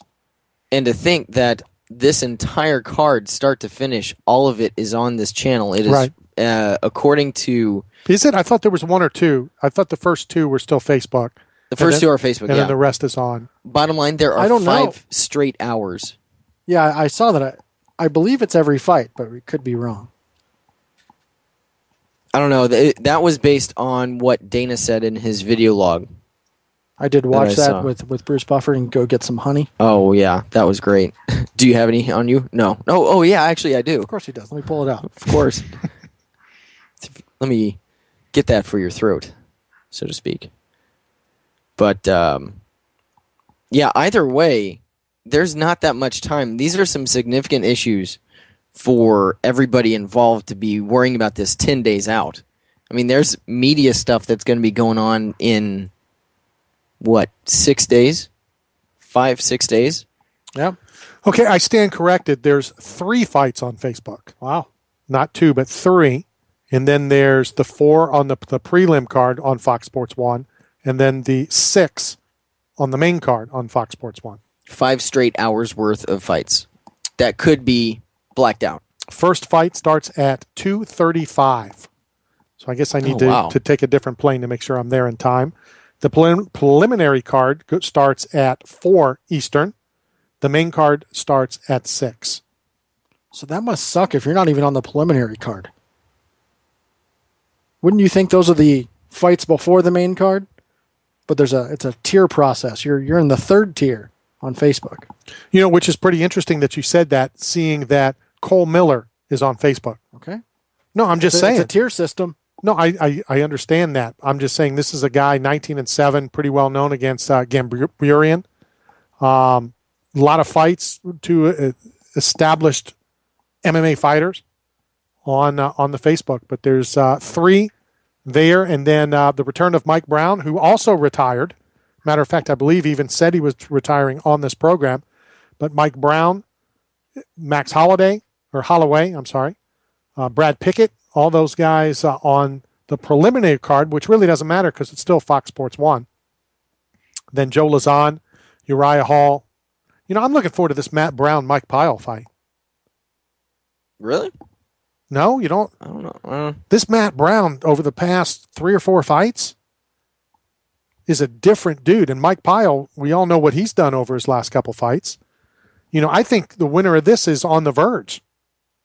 Well, and Matt Brown's last fight, I guess, was over Jordan Meehan, who was the big name. Right. He was the up-and-comer, and that was fight of the night. And what about Pyle? Look at what Mike Pyle's done over his last, 2, 3, 4 fights, something like that. I mean, if I remember off the top of my very old brain, that it's been fairly impressive as well. He's won his last 4. Last one was Rick Story. Before that, James Head, Josh Neer. That was knockout of the night, and Ricardo Funch. So his last loss was August 6 and 11 against Rory McDonald. Then the co-main event to the co-main event is Uriah. Then the co-main event to the main event, Travis Brown, Overeem. And then, of course, depending on if Chael gets the go-ahead, your main event, Chael Shogun. They'd have to torpedo that whole main event, though. Who would they get to fight Hua on 6 days' notice? Nobody. Yeah, so Vitor Belfort's in shape. So your main event would be... Oh, because Belfort was saying that he would not take any non-title fights at middleweight, but he would fight anybody as long as it wasn't at middleweight. And Dana said that, okay, fine, what about Rashad Evans? Belfort came back with Chael Sonnen. He wants to fight Chael. So obviously that wouldn't happen, so you think... And Chael wants to fight him in Vegas. Right. As long as he wouldn't be on TRT. Well, let me ask you this, though. How can Chael be on it, but he wants to fight Vitor there who can't be on it? That's all alleged that you can't, that he's fighting in Brazil because of the... Well, I'm just saying, because everybody's saying that's why Chael's saying Vegas, Vegas, Vegas. Well, didn't Kaiser say that anybody that's tested positive would not get a TUE for anything like that? He flat out said that. But Chael has not tested positive, has he? I know they went to court, the whole legal battle. What happened with that whole legal thing when he fought Anderson? He did. He did test positive, didn't he? So he wouldn't be able to have it either. Now, the issue, if I remember back, and I sat there and I watched it all, I believe the fact was that he didn't divulge that he was on it, not that he was on it, because he had the doctor's note and all that kind of stuff. So the whole problem was that he didn't properly divulge the fact that he was on it. So that might be the loophole of that whole situation. Like that word situation? Gotcha. Okay. Bottom line, I still think that Kaiser would say no to him. You would think. When was the last time Chael fought in Vegas? I'm looking that up. That's a rhetorical question. Wait one. Maybe Chael's saying he wants to do it clean. I highly doubt that. Well, actually, the Silva fight was in Vegas. Right. Who knows? Wow. There's a lot of... Moving on real stuff. Quickly. Have you guys been watching the Bellator TV show at all? No. No? I'm barely home by 10 o'clock. I'm just curious. No. All right. Yeah, I haven't. America's Got Talents on. I TiVoed it the first couple of weeks and then... Well, and all the first weeks were all the same because it was selection. I watched Joe Riggs fight, so whenever that was, a week ago, 2 weeks ago. What weight is he fighting at? All three. Oh, okay. Whichever weight he wants to be at the time. Curious the numbers. I know that our buddy up Longhorn up in Massachusetts, as well as Diz in Indianapolis always, tweets out, the numbers of ratings. The rating numbers and all that kind of stuff. So now talking about Bellator, I don't know if it was a joke. Did you see what Tim Sylvia said about Bellator? I'm not real happy with Bellator right now. So no, I don't see anything. He said he would be great with all the fighters that they have over there, and they would make a great TNA action wrestling. Oh, God. So Tim's trying to get into TNA. Yeah. But he'd love to have a Bellator contract, too, so that he can do both, like King Mo. Did Tito make an appearance on TNA? Did I see that? That sounds vaguely familiar. That he made an appearance Wednesday or something? Yeah, that sounds vaguely familiar. Definitely be curious as Tito Ortiz is coming up momentarily. And you know what? Maybe... I think we've got to start tonight in getting Tito to understand that it's great to be the people's champ, but Tito is the Huntington Beach bad boy. and we need to get him to get back to that. One quick question. Take your time. Here you go. I think Tito, Rampage, Kingmo, and I would make one hell of a badass team in TNA. Oh, that's a battle royal waiting to happen. No one could stop us. It's a battle royal waiting to happen. Guess what? They could stop them if the script says so. That's true. What's your question, Judge? I'm curious as to whether or not you saw the comments from Stephan Bonner regarding Tito's comments saying that Stephan shouldn't have been a Hall of Famer. Stephan's response to that. Had you heard about that? Yeah, I mean, I saw that whole thing, and I agree with Tito. I agree that Stephan isn't a Hall of Famer. Right, and that's one thing that we brought up is that exact point. And we'll continue to talk about that with the UFC Hall of Famer who's on the line with us right now. And as far as I'm concerned, he has been and always will be Huntington Beach bad boy on the phone with us, Tito Ortiz. Tito, how are you? Good. How you doing, man? Appreciate your time. And I talked about it a couple minutes ago. Can we get that to go back? Can you continue being the Huntington Beach bad boy? I don't know, man. It's about my kids now. I'm being the bad boy. It was kind of when my kids weren't there, and I guess they can get teased a lot in school, but at the same time, you never know. All right. Well, never say never. So I appreciate that. Let's talk a little bit about this major announcement. It came down about 20 minutes after we were done the program last week. Talk to us about the decision to unretire and get back into action. It just came down to a positive environment. Just the idea of everything around me was just so much better. Everything went from completely negative. I mean, I'm working for a company that I always had to worry about what they were saying about me. Even the relationship I was in, I got away from it and kind of restarted my life. Over the last 5 months, things have just changed so much, man. I've just been so amazed by how my mindset has been. I'm really lucky, man. I just kind of got that itch again, I guess you can say. I didn't think I was going to have it.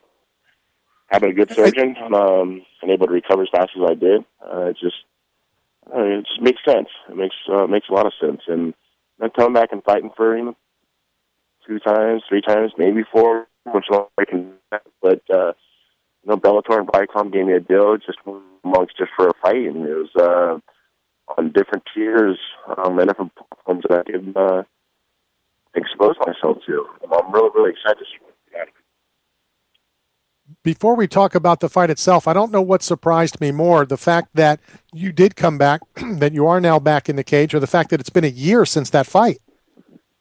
Yeah, I had to wait for my contract to kind of be over and kind of be able to spread my wings for the first time in 15 years. Been able to kind of say what I wanted to do. And like I say, Bellator, awesome deal. And my last fight I had, I just kind of left a bad taste in my mouth. I thought I won, and I don't want to go out that way. My mind's there, my heart's there, my body's there. I want to be known better than I was in my last fight. And, I could have come back to Bellator and fought, just a nobody, and I didn't want that to happen. I heard they signed Rampage, so I just made it even more of an idea. It'd be a huge pay-per-view, and, against 2 friends, what a better way to get a story built off of it. And, Rampage wants to fight, I want to fight, so I think the fans want to see the fight also, and it's going to be exciting. And I think this is good on both ends, Rampage, the stuff he went through with the UFC, stuff I went through with the UFC, and now it's being on a positive mindset, how much better a fighters become now. Before we talk a little bit about, the Bellator and the fight coming up in November, let's just go back for a second. And as you're talking about that last fight against Forrest Griffin and you felt you won, and did it help you at all to kind of live with that decision that it seems like only 2 people in the entire building thought that Forrest won that fight? Did that help you at all? It just always sat in the back of my mind, what I was capable of doing. All the guys I lost to were former light heavyweight champions. Through the last 5 years, they went on to win world titles. So it wasn't like I was losing to nobodies. I was losing to guys by decisions, split decisions, went on to become champions. So I still have it. I know I have it. And it just, I think having a great surrounding around myself, and and positive people around me to make my body capable of getting to those points. That last fight, it bothered me. It bothered me a lot, knowing that I could do a little bit better, just with given the circumstances that were before the fight. It'll be before this fight now. I think I'll be a lot more dangerous, man. Not having any sidetracking things that are going on in my life. I'm excited to start training again and get back in the cage. How long did you know that you were going to come back? Obviously, you had to wait the year with the contract with Zuffa. I mean, did you kind of get the itch 6 months ago? Did you get it 3 months ago? When did you feel like you wanted to come back? I think I got it probably about a month after knee surgery. You know, I was a month in after knee surgery, and I recovered quick, and all of a sudden I was back on my feet again. Everything at home was nice. I wanted to go home, you know. I wanted to be around my kids. I wanted to do the things that made my children happy, and it was in the circumstances that I was around that I didn't have the weight on me anymore. You know, I let go of it, and my house was peaceful. You know, there was no more hectic stuff around my house, and everything was peaceful. My kids were having fun, and I was having fun, and that just set my mind. You know, my son Jacob was like, "Dad, you ever thought about fighting again?" I was like, "Yeah, it kind of crossed my mind. You probably beat a lot of the guys now." I set my mind. I was like, "Wow, my son thinks that." You know, and I just a repetition of everything just going through my mind and just believing in myself. You know, I've always been a huge believer of what you are destined to do in life is what you control your mind, and what I control in my mind is winning another fight and being happy about it, and being happy in my training camp, and being happy before the fight. I don't have to worry about people talking smack on me, or crazy things going on in my relationship, or just have a positive environment. I think a lot of fighters would love to have that in their lives, and not be windowed by a lot of people, and I have through my whole career. We are talking to Tito Ortiz, returns to the cage November, I think it's 2nd, Bellator pay-per-view against Quinton, Rampage Jackson. Tito, talk about, a lot of fans put in, a lot of account on records. And I know you've talked about your record and talked about who you fought, how you fought, and that a lot of them were split decisions.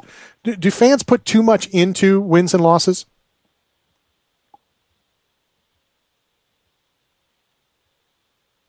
Is Tito still there? Rick? I don't see where we lost him. Let me check. Okay. Rick is going to do what he does over there as Tito continues to get ready for the return November 2nd. I still can't believe it's 12 weeks since ACL replacement surgery. And he's signed, because everything's said and done.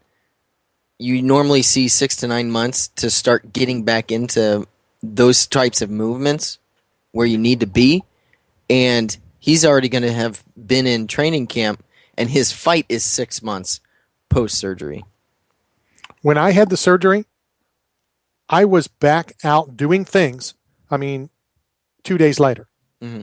It was mental. I had to get over the mental thing, not the physical thing. And I remember what they said was, what my doctors told me was, the more that I could do before the surgery, the better, easier, and quicker it'll be after the surgery. So, we did all the leg stuff. We did all the stuff in the gym. I went to the beach and walked on the beach and all that stuff. So maybe that is the case. I think Tito is back. Tito, are you there? Yeah, sorry about that. Dang cell phones. Yeah, it's an awful thing, but we all have to have them. I don't know how much you heard of the question. A lot of fans, put into account wins and losses, not necessarily the quality of the fights. What would you say to the fans, on your record as well as Quinton's, both the last couple fights and the outcomes? I think you just got to look at the fights in general, and look how the fights went. They could have gone either way. The fans, you got to understand that if you go out and you fight your hardest, and it is close, I think both guys win. Maybe in the judges' eyes, one guy's winning, the other guy loses. But I think if it's a tough fight and both fighters go as hard as they do, and put on the show as well they do, I think they both win. And a lot of fans believe that themselves, but we don't go out there to lose, man. We go out to put on a show and to make the fans, get their pay-per-view dollars. and I've been doing that for over 15 years, man. I go out and I put my life on the line, man. I fight my heart out. I fight like no other. And from when I walk out of the cage, I fight as hard as I possibly can. I put on a show. It's not just about a fight. It's about putting on a show and making sure, I entertain fans. That's what I do. That's what I love. To have that feeling back again is, once again, it's in my heart. It's in my mind, and I want to perform. I want to entertain fans. I love it. I'm a fighter. Yeah, I'm a businessman too, but I'm a fighter at heart, man. I love it. It's fun to get up and train and get in the gym and push myself and try to make myself throw up or pass out. I just try to push myself as hard as possible, so when it's fight time, I know I'm ready. And it's going to be hard to elbow Rampage in the face or punch him in the face, but I'm not going to hold anything back, because as soon as that cage is locked, I know it's business. It's our job, is to entertain the fans and to go out there and put on a show, and that's what it's about. So regarding the business and the hyping up of the fight, it's already been brought up multiple times. You guys have been great friends for a long time. Are we going to be seeing much? I don't know if trash talk is social media, right? But I don't know if trash talk's the word. But at least the hyping and the buildup of the fight, as we have grown to expect from both you and Rampage.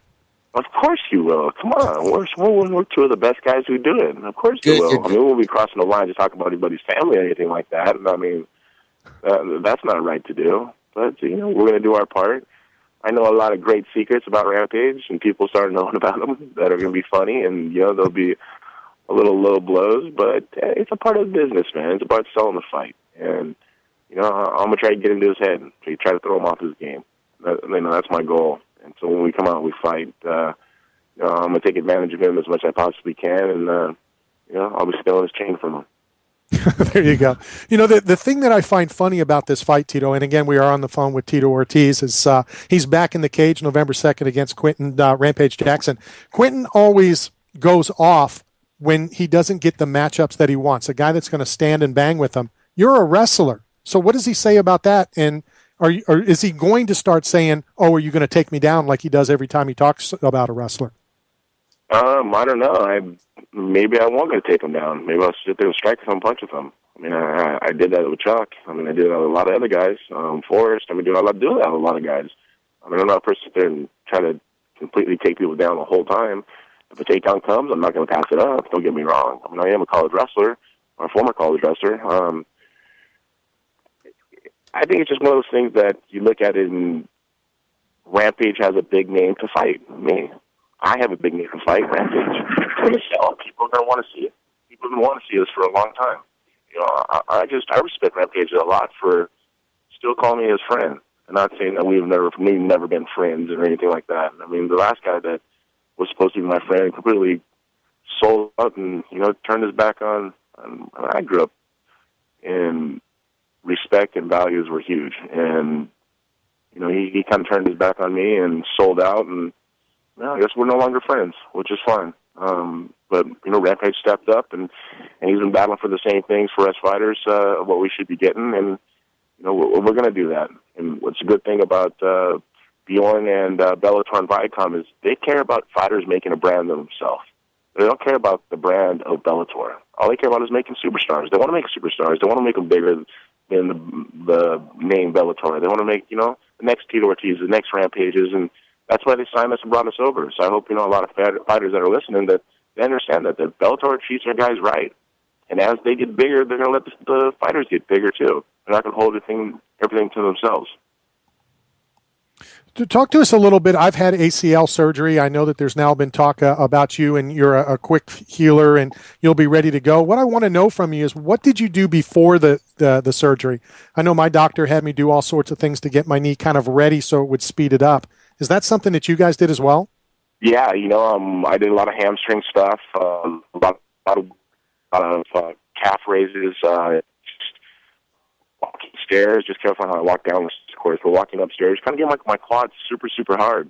My hamstring's really strong, so when they did do it, I was able to bounce back super quick. I mean, right after surgery the same day, I was bending my knee. Within 4 days, I was already at 120 degrees of bending in. I was on my feet in a week with no crutches. 3 weeks, I think I was walking around with a smaller brace.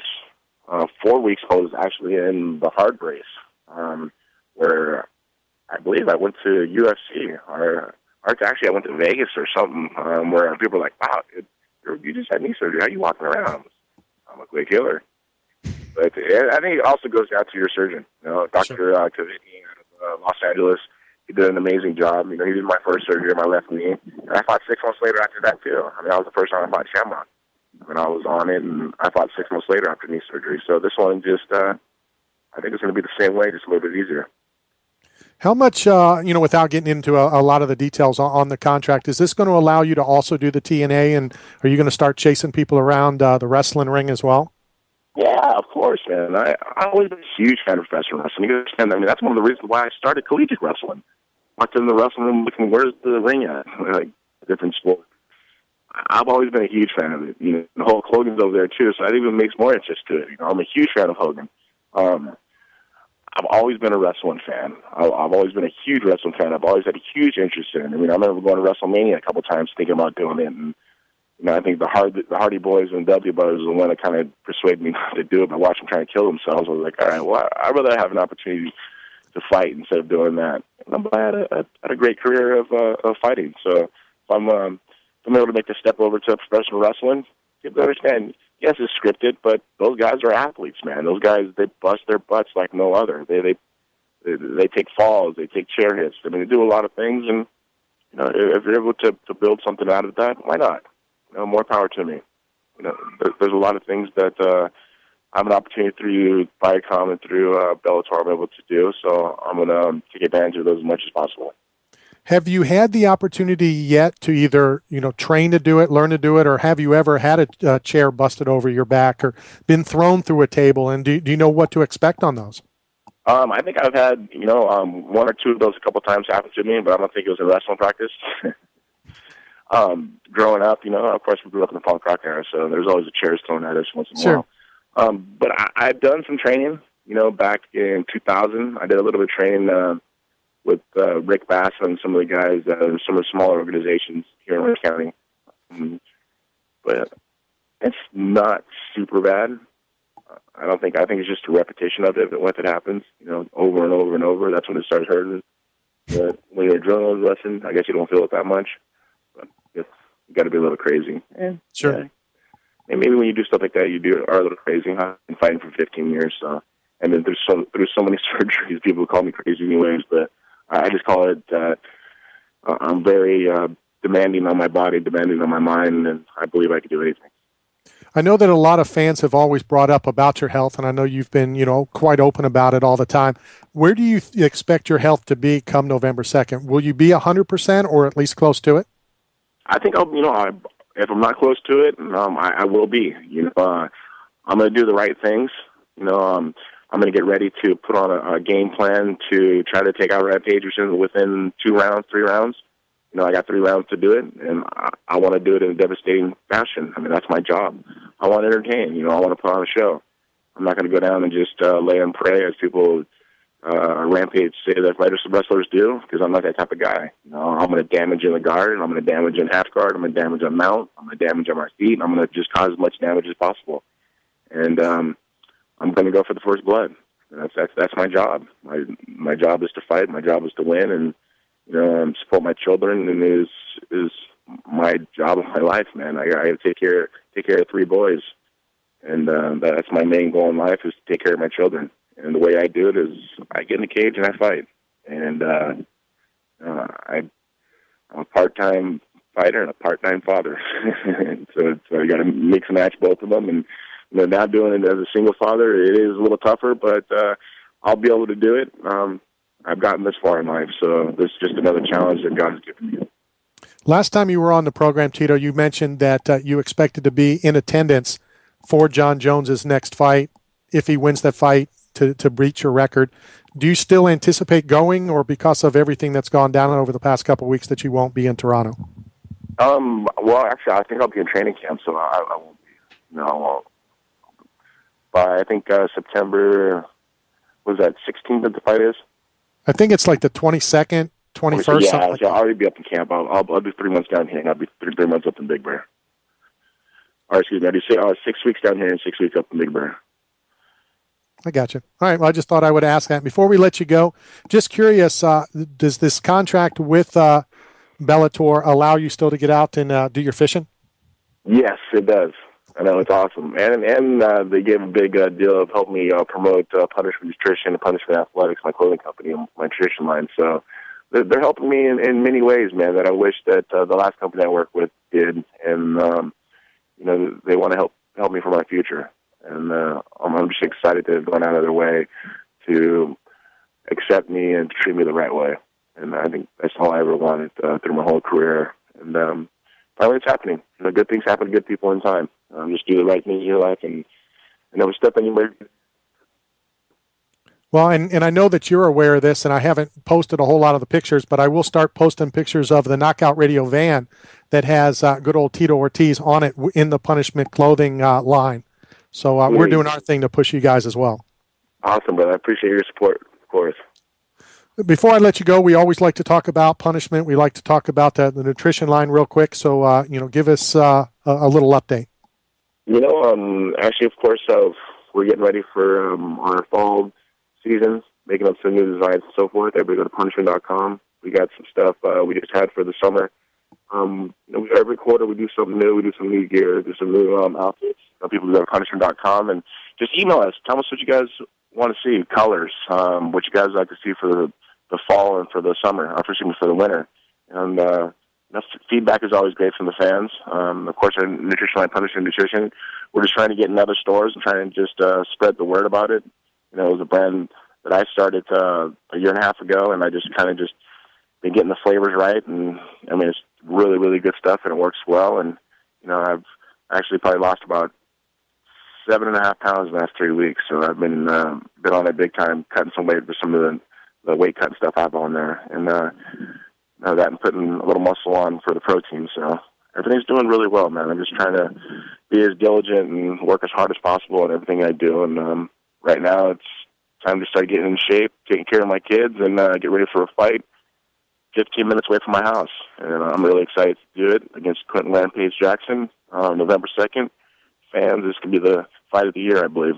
Oh, cool. So I don't need a hotel. I come out and cover the fight. Yeah, come out and show my house, huh? We'll go fishing after. There you go. It's a done deal. Tito, before I let you go, I know you're about 2.5 months out or so. Have you already thought about the walkout shirt, or will that come in time? That'll come in time. I haven't thought about the walkout shirt. It'll probably be about a month from now. Yeah, about a month from now. Got time to work on it. As always, Tito, thank you very much for your time. I'm sure we'll talk again before the fight. Awesome, man. Thank you so much. And all the fans on Knockout Radio, I appreciate you guys' support. Tito Ortiz, I'll be back. There you go. Tito Ortiz returns to the cage November 2nd. Is your significant other nagging you about cleaning out the garage? Or spending too much on a storage unit? Needing to sell or purchase new or used equipment for your business? PostShareSell.com is your solution. A cool and innovative way to buy, sell, or trade online. With an easy-to-use mobile phone app and built-in sharing capabilities, post a free ad in less than 60 seconds. PostShareSell.com. It's as easy as 1, 2, 3. Post it, share it, sell it. There you have Tito Ortiz returns. It's been a quick year, hasn't it? Yes. I would have never thought it's been quick. a year. Yeah. But obviously it has to be because they can match and blah, blah, blah, blah, blah. But returns November 2nd. And, at the very beginning when it was first announced, it's kind of like, really? But the more Tito talks and the more Quinton's going to talk to sell the fight, there's going to be a lot of interest in the fight.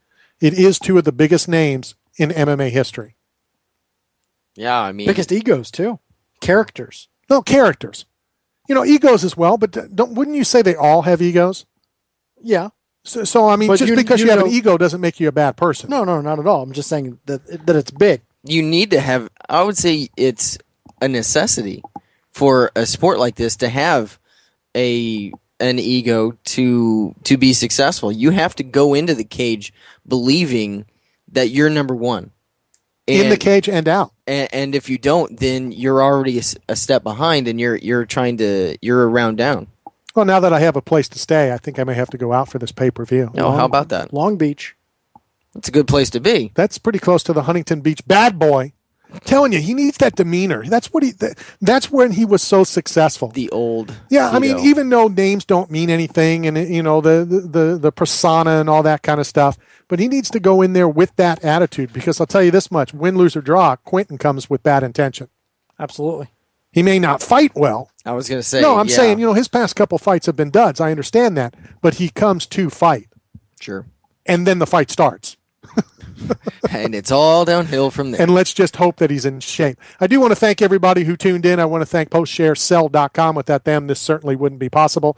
Tito Ortiz, Aaron Riley, both two-class guys and very heavily involved with this program. Without Radio I.O. and MMA Weekly, again, I don't know where we'd be. We are moving in a couple weeks. We'll give details as we get closer. Follow us on Twitter at Knockout Radio. At KO Wegs. Sean KO Radio. And don't pull a gun on me or I'll call the cops. See everybody next week. I'm going with the shocker.